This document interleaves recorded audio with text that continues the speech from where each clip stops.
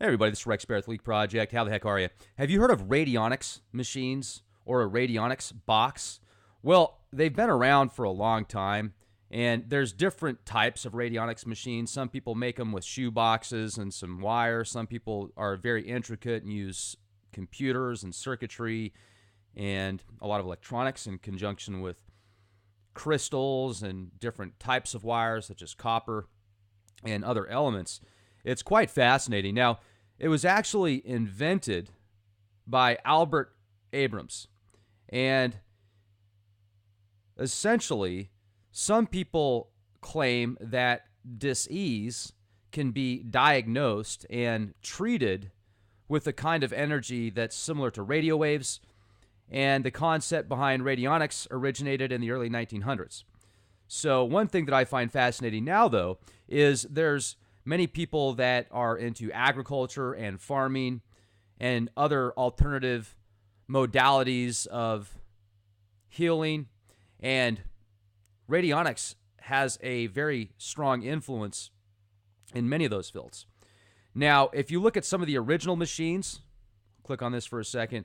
I mean, this is an electrometaboric machine, and it's quite unique to like this one right here is it has multi tuning devices, multi knobs for tuning. And I picked up a couple books about 10 years ago in reference to the radionics machines and how to make them and how to use them properly. And it's kind of like a pendulum where if you are astute with yourself, if you're in tune with yourself and your surroundings and the environment, and you've practiced pendulums before, some people can find hidden treasures and all sorts of cool stuff with these things. Because what it is essentially is it's not a reflection, but an extension of yourself.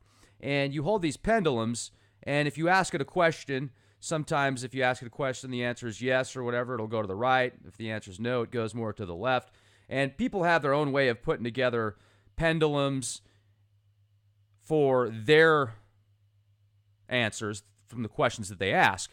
And some people can say that's all just a hoax, and some people get really good results from it. So you can be on either one of those band camps. I get it. Been around a long time.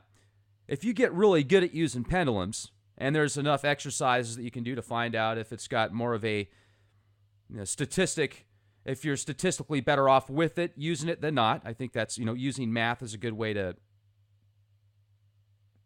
measure that, essentially.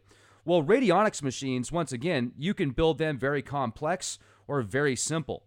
And essentially what you do is if you want to find out a frequency of a particular item or object because of its properties, everything breaks down into a vibrational frequency, and you essentially set up what's called a sticking plate, some knobs, and a place to put your sample. So if you're going to, let's say, for example, you have a big farm, and you want all the plants to grow like this one that's extremely healthy and fast and robust, and it just seems to be above the rest. So you take a sample of that plant, and you put it in the sample piece that's connected to these knobs, that's connected to the plate that's called the sticker plate that you put your hand on.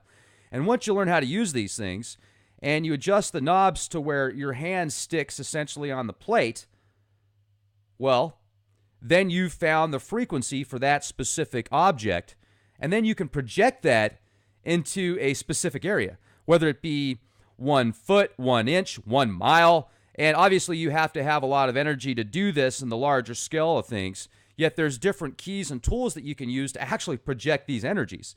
And as woo-woo as this sounds and new age, this actually goes back far, far before many of these technologies that we have today. If you look at some of the occult practices that were with mystery schools hundreds of years ago, based upon the principle of as above, so below, we're all connected at some vibrational frequency. And if you know how to tap onto those frequencies, it's kind of like you can ride the wave, the energy essence of that specific vibration. Even in the Holy Bible, in Genesis, it talks about how God created man and women and all and everything, and essentially started with the word. The word is a vibration, it's a frequency, and everything in essence is a frequency. Our minds are what perceives us as these physical objects. In reality, we are frequencies, we are vibrations, and even the walls and the rocks and the plants and everything around us is oscillating in a specific frequency that causes some type of movement. We just don't see it with our eyes because it's so limited, which in essence creates its own paradigms and opportunities and fragments of reality. It's fragments within fragments. It's fractals within fractals. It's incredible. It's infinite, and it all goes on in this cyclical concept. So back to the radionics machines, you can make one yourself. And to kind of prove that there's more than the physical, what we see with our physical eyes, there's a lot of testing that people can do with certain electronics and devices, such as the Kirlian photography, where I've had my picture taken with a Kirlian photograph, and my aura is just like this dark burgundy, pure dark burgundy. It's interesting because most people have different colors in their auras. Mine was literally that one color, and it was so dark, and it was pretty cool. It was very earthly, that's for sure. That's like the base chakra, and it's got a lot of primal instincts. So I guess at that specific time, I was in public, and as you guys know, I don't leave my studio very often unless I'm biking in the middle of nowhere, getting away from people, and I was around a bunch of people, so maybe that was just my energy levels kind of, protecting me. I don't know what it was, but it was cool nonetheless. And you guys have probably seen that podcast before. I've got a picture I did previously. But another thing that's neat about Kirlian photography is if you cut a leaf in half and you hook up some electricity to it and then take a picture with your Kirlian camera, it'll have a picture of the entire leaf, not just the half that was cut off. It's really cool. And somebody said, would that happen with somebody that lost a limb?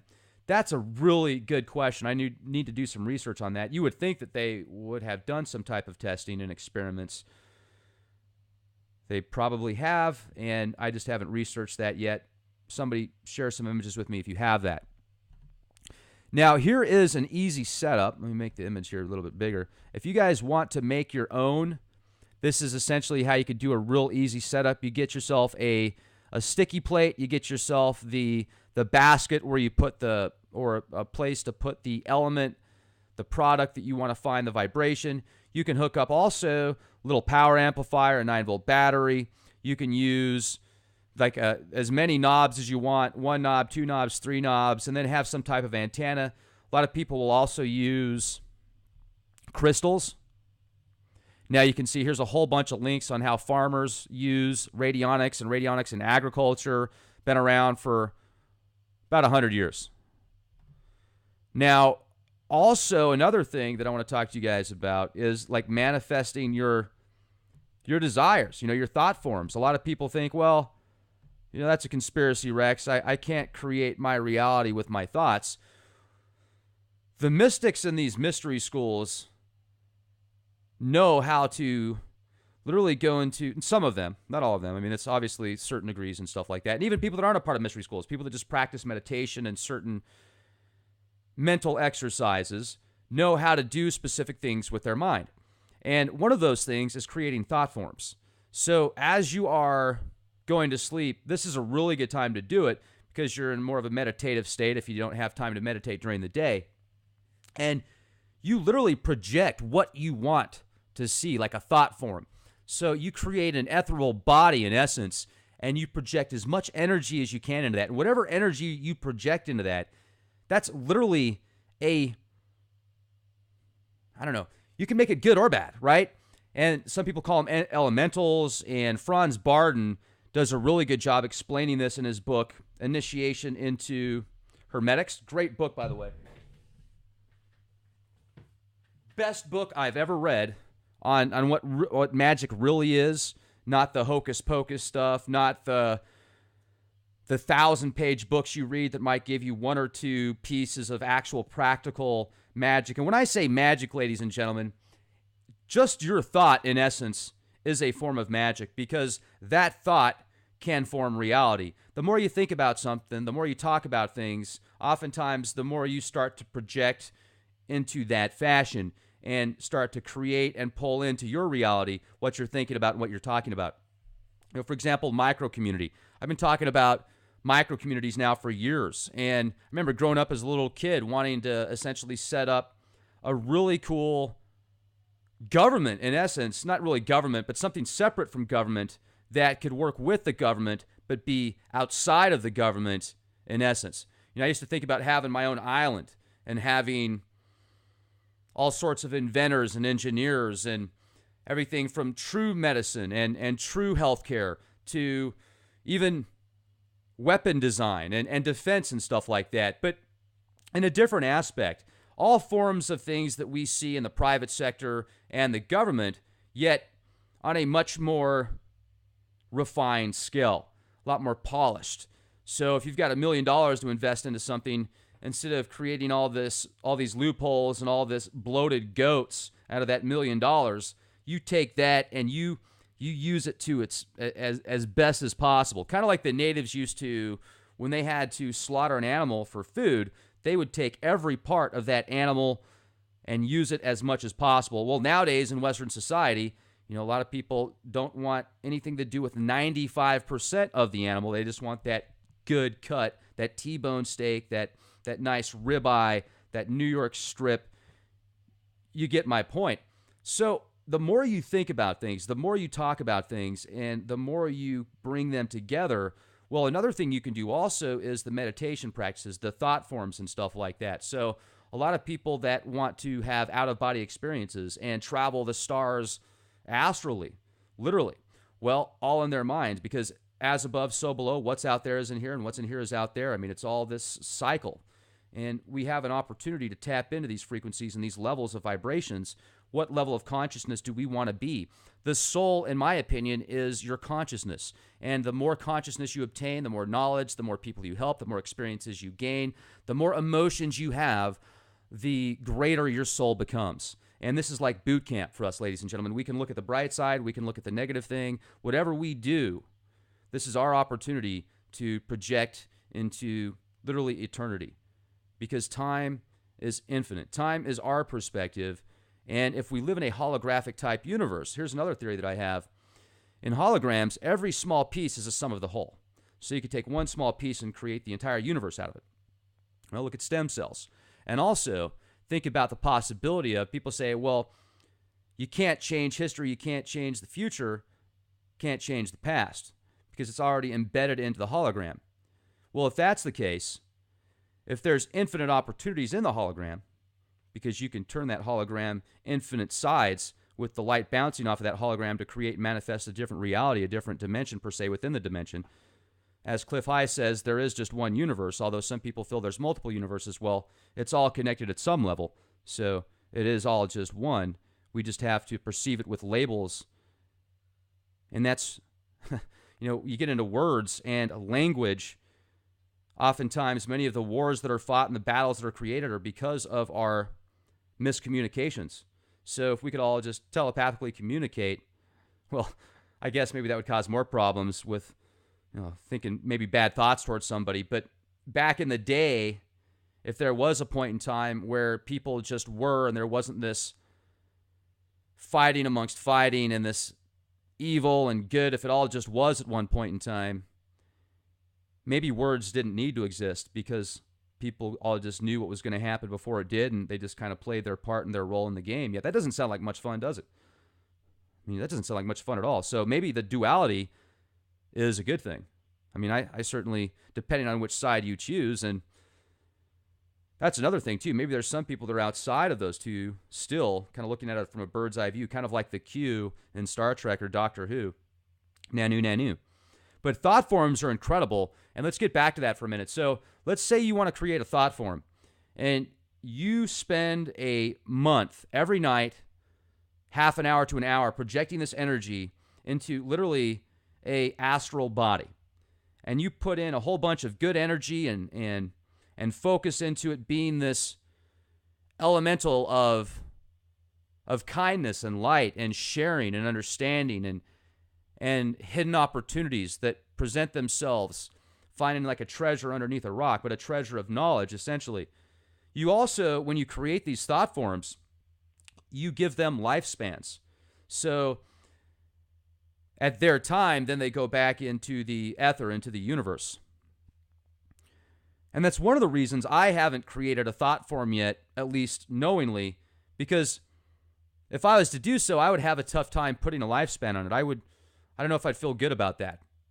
I'd want to give it an opportunity to be infinite, and then give it an opportunity to do whatever it wanted to do.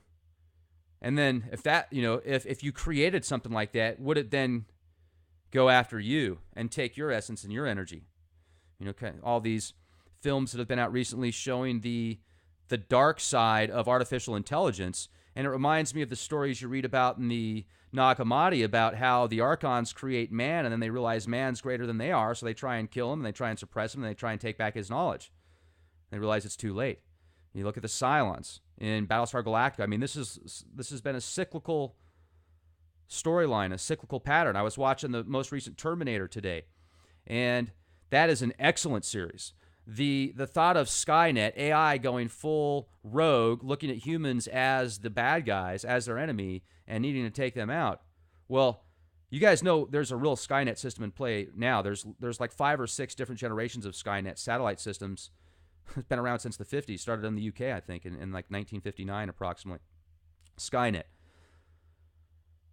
We seem to be obsessed with our own demise. We seem to be obsessed with Armageddon, with being at the edge of destruction, of extinction. Maybe that's what gives us, I don't know, maybe that's what helps us realize how important life actually is, and how at any second things could change, and how important every second we have is to make a change and to make things better for our future generations as well, so they can make things better. And that's one thing also. If we're going to continue to be recycled on this planet, shouldn't we start to treat it better and find a way to say, hey, look, we've got to draw a line in the sand and say, whoever it is out there that's convincing people at the top levels to continue to create these weapons of mass destruction that are destroying the planet, they need to stop. And something needs to be done about it. The question is, what do we do about it? And how do we do it in a way that it actually works for more than a short amount of time? Is there a way? Do we need to be in a perpetual battle of duality? Is that what is that like the core? Is that the battery that fuels the universe? Is these emotions that are created from the duality? That's another possibility. It's almost like it's not the hard drive, but it's the heart. It's the essence. It's the battery of the universe. Emotions, duality. Yet one, in my opinion, can't become greater than the other, because if it does, then the whole system will collapse within itself, because eventually one side will become so great that the other side disappears, and then that one side starts to eat itself.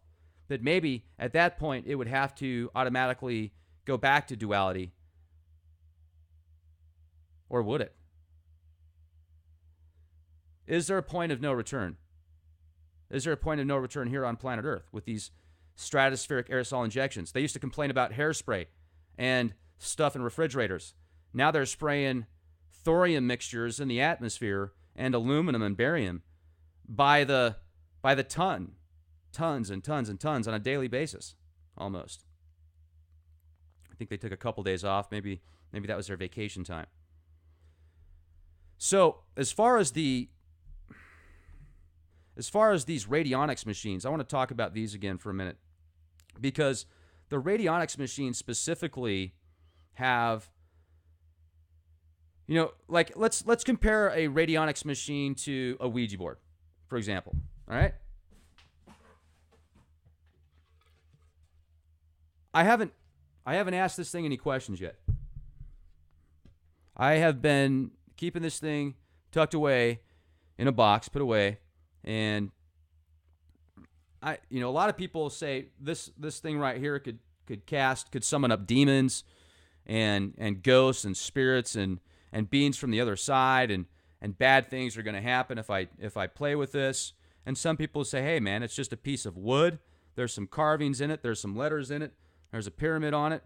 You've got a patch it to go with it to ask questions, and you always have to have 2 people, because for it to work, the other person has to push it and pretend that he's not.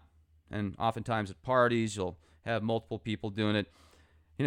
I remember when I was like 8 or 9. In elementary school, it was really popular for a while. Everybody was making Ouija boards on pieces of paper, even playing them during school with their little pocket Ouija boards on the piece of paper that they made. And I remember one time I was joking around and with a friend of mine that I actually still know, like the only person I still know from elementary school as far as besides family. And we were playing with the Ouija board, and I pushed it to where I answered questions that we asked, and I pretended I didn't. I was just a kid at the time, and it freaked my friend out so bad that he actually brought it up to me a couple years ago. He goes, "Remember that time we played with the Ouija board and that thing just flew off?" Well, I said, "Yeah." I said, that was me that did that. I said, I thought you would have known that by now. And anyway, I felt bad because it literally had an effect on this guy. And can you imagine all the people that have made stories up when they've played with a Ouija board with their friends or whatever, and then they were moving the board around and they don't say anything for the shock factor. And a lot of times it happens in school, like, remember, did you ever play Bloody Mary, where you'd go around 3 times and sprinkle water on the or not the window, but the mirror in the bathroom in school and wait for Bloody Mary to come out? And some people would say it was real. And where did they come up with that anyway, Bloody Mary? Where did she come from? Oh, wait, I think I have a friend that's actually related to Bloody Mary. No joke. So I divagate again. Ouija boards. Maybe the person that makes the Ouija board, that puts a specific intent into it, maybe there are Ouija boards that are literally haunted. Maybe there are Ouija boards that you can actually communicate with the other side. Yet wouldn't it be just as easy to do that with, I don't know, like a kombucha tea? Which, by the way, I have a drinking problem, ladies and gentlemen. This was like $4, and it was on sale. It was normally $5.50, and it was on sale for $4. So I got this, and couldn't you communicate with spirits just as easily through a kombucha by asking this a question if you had the same intentions into this and the same fear factor as you do a Ouija board? Or not? Because maybe there's a little something more to just this being a board. Maybe that because of the letters, the alphabet, the numbers, the symbols, the sun, the moon, maybe this connects to a different vibration. So therefore, when you use it, and if you have, I don't know, maybe you just got, some people have different abilities and you know how to communicate with things in a certain aspect. Maybe this could be used as a spirit board in essence. I'd like to hear your stories. Have you guys ever had a real... I've had people leave comments saying that after they used a Ouija board, a lot of bad stuff happened, and I'm sure maybe it did. Yet does that actually mean it was the Ouija board that caused that? Or could it have been a number of things, and then that was just what you wanted to blame it on because that made the most sense to you? I don't know. These are questions that I ask. So, certainly I feel that if you are going to play with a Ouija board and attempt to contact spirits on the other side, you should be very careful and protected and know what you're doing. And on that note, I'm going to put this thing away because I still am nervous to play with this thing, and I don't have anyone to play with yet. So I'm going to put this away. If I do ask it a question, it's going to be with at least one other person. Maybe I'll bring it out to... No, I'll leave it here. And also, what's your experience with radionics machines? Do you have one? Have you built one? They're pretty easy to make. I mean, they're not real difficult to build.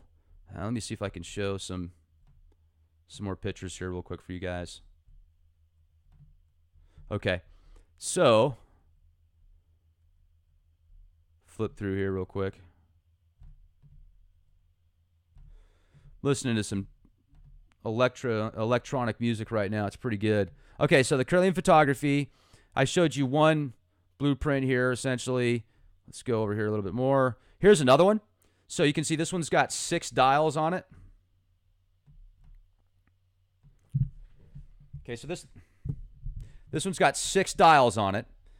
And then this one's got it's got your sensor pan, it's got the witness well, it's got just 1 dial. It looks like it's hooked up to a couple crystals. I think that's a good idea, hooking it up to a crystal. And then here's one with just one dial. And this is on josephmax.files.wordpress. He's got some really good schematics. I'll leave the links for all these on the video description box. So I think that's neat. And then you've got this one right here. So this one's a 3 dial. And essentially, the more dials you get, the more you can fine-tune it. And to some people, that's important. To some people, it doesn't really matter. A lot of it is the user. Once again, this is just a tool, a medium, to find out what that frequency is that connects to that witness or that element or that object you're placing in the witness plate. So you've got your witness plate, you've got your stick plate, you've got your dials, you want to use copper wire if you can. And then also, if you can hook up quartz crystals to it, well, that makes it even cooler. Now, you know that I found this out from Jason Jeffries. I didn't know this, but quartz watches are actually powered, I guess, by a little miniature quartz crystal. So that's pretty cool in conjunction with a battery, but that's how it keeps time. So question everything. And youtube.com/clandestine time lord is our YouTube channel. Make sure to subscribe if you haven't already. And if you go to leakproject.com, you will have access to exclusive content only available on Leak Project, and your contributions greatly support Leak Project. We have a $10 a month option and a $50 a year option. So there you go. That's my shameless plug. Thanks for listening. Be the change you want to see, folks. Originated in the early 1900s. So one thing that I find fascinating now, though, is there's many people that are into agriculture and farming and other alternative modalities of healing, and radionics has a very strong influence in many of those fields. Now, if you look at some of the original machines, click on this for a second. I mean, this is an electrometaboric machine, and it's quite unique to like this one right here is it has multi tuning devices, multi knobs for tuning. And I picked up a couple books about 10 years ago in reference to the radionics machines and how to make them and how to use them properly. And it's kind of like a pendulum, where if you are astute with yourself, if you're in tune with yourself and your surroundings and the environment, and you've practiced pendulums before, some people can find hidden treasures and all sorts of cool stuff with these things. Because what it is essentially is it's not a reflection, but an extension of yourself. And you hold these pendulums, and if you ask it a question, sometimes if you ask it a question, the answer is yes or whatever, it'll go to the right. If the answer is no, it goes more to the left. And people have their own way of putting together pendulums for their answers from the questions that they ask. And some people can say that's all just a hoax, and some people get really good results from it. So you can be on either one of those band camps. I get it. Been around a long time. If you get really good at using pendulums, and there's enough exercises that you can do to find out if it's got more of a statistic, if you're statistically better off with it, using it than not. I think that's, using math is a good way to measure that, essentially. Well, radionics machines, once again, you can build them very complex or very simple. And essentially what you do is if you want to find out a frequency of a particular item or object because of its properties, everything breaks down into a vibrational frequency, and you essentially set up what's called a sticking plate, some knobs, and a place to put your sample. So if you're going to, let's say, for example, you have a big farm, and you want all the plants to grow like this one that's extremely healthy and fast and robust, and it just seems to be above the rest. So you take a sample of that plant, and you put it in the sample piece that's connected to these knobs, that's connected to the plate that's called the sticker plate that you put your hand on. And once you learn how to use these things, and you adjust the knobs to where your hand sticks essentially on the plate, well, then you've found the frequency for that specific object, and then you can project that into a specific area, whether it be 1 foot, 1 inch, 1 mile. And obviously you have to have a lot of energy to do this in the larger scale of things, yet there's different keys and tools that you can use to actually project these energies. And as woo-woo as this sounds and new age, this actually goes back far, far before many of these technologies that we have today, if you look at some of the occult practices that were with mystery schools hundreds of years. Hey everybody, this is Rex Barrett, Leak Project. How the heck are you? Have you heard of Radionics machines or a Radionics box? Well, they've been around for a long time, and there's different types of Radionics machines. Some people make them with shoe boxes and some wire. Some people are very intricate and use computers and circuitry and a lot of electronics in conjunction with crystals and different types of wires such as copper and other elements.